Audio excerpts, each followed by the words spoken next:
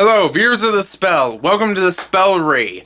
This is a new series I'm going to do here and there about how to get into franchises of different origins, you know. So, what we have is Stargate this week, which is kind of an easier one because it's pretty streamlined. Now, to start off with, we have... Now, real quick thing. Stargate Origins is a prequel that you don't really need to watch for anything to make sense, and I would recommend you actually watching it later, just so you can get everything, because it doesn't add a ton to the movie. So, yeah. So, let's just talk about the movie, which is a good movie, but since we're talking about how to get into a franchise, I would recommend you watching the movie first, but it's not actually a have to do, since the first two episodes of SG1, I believe they're a two-parter, pretty much fills you in on the rough aspects, and you could have watched the movie a few years ago, and it being like, oh yeah, I remember that. So, yeah, not actually that big of a deal to watch the movie first. Next up is Stargate SG1, which is actually the longest running American-produced sci-fi series. It has 10 seasons, so there's that. And that pretty much stays straightforward until you get to season 7, where we do get a spin-off, Stargate Atlantis.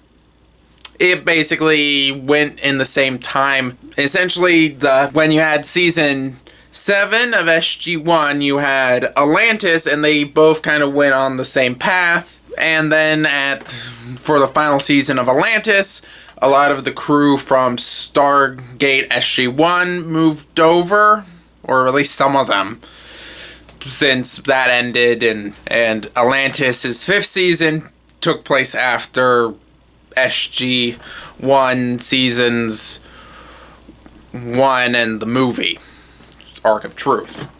Now, going back on to SG1, we have the Arc of Truth, which is the condensed form of Stargate SG1 Season 11, which was canceled, but they turned into essentially a TV movie to watch. So, that's pretty much the continuation of SG1. Then we have Stargate Continuum, which is a movie that you watch at the end of watching SG1, and overall it's a pretty good movie. But it's less connected to everything else. Then we have Stargate Universe, the only Stargate series I haven't really watched. I know, I might get hate because it's a darker take, but apparently people liked it. That takes place after the other shows. Now, there is one spin-off that's called Stargate Infinity, but we don't talk about that. That does not take place in the main universe. So, you don't have to worry about the animated series. Just put that on a shelf. You don't have to worry about that. Nope. So, yeah.